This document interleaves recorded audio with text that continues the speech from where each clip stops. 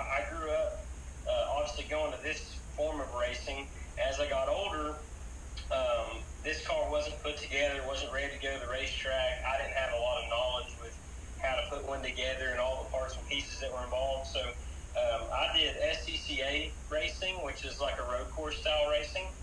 So I got my feet wet with that and kind of got car control experience and being in a car and wearing a helmet and wearing suits and things like that, your protective gear, and just getting that feel for driving in those types of conditions. So I have more of a road course background, I would say.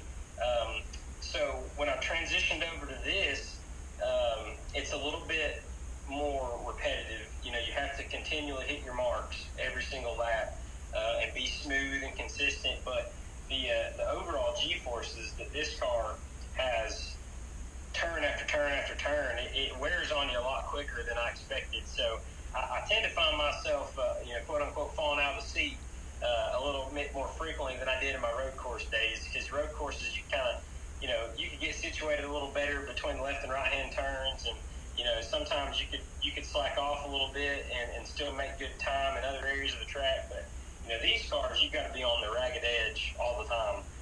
So that part has been a learning experience for sure.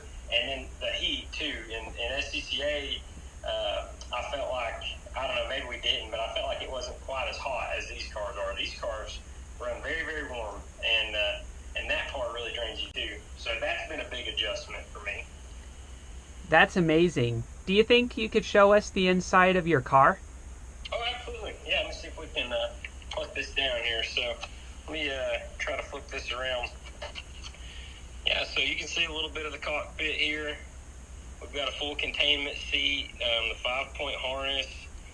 We've got quick car switch panel over there with the long anchor digital gauges, and we've got the new digital MSD box right here that a lot of people are starting to switch to nowadays. But yeah, this, as far as the interior goes, there's not a lot that's changed since I picked it up last year, and we rebuilt this thing from the ground up. It kind of had a dash in it before, kind of similar to what you would see in like an old school cup car. So we took that out and just went with these small gauge clusters here and got that part of it, a little bit cleaner look and a whole lot easier to work on anything, behind the gauges. And what would have been conventionally behind the dash before is now just kind of easy access. So. Yeah, definitely. That's a really nice interior. So, I appreciate it. Yeah, what led you to select number 44? Well, so as I mentioned, growing up and going with my grandfather and watching Mark King race this car, I think he picked the 44 number based on his mother's birthday, if I remember correctly. So I'm guessing that was April 4th was probably her birthday, and that's how they landed on 44. So this is the number that we ran whenever I was a kid, with my grandfather as the car owner, and this is the same style font that he ran.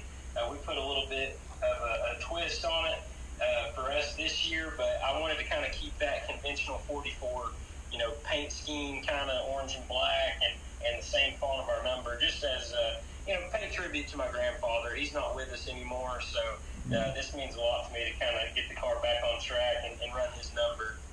Nice. Congratulations on that, Grandfathers always live with you, Oh, yeah.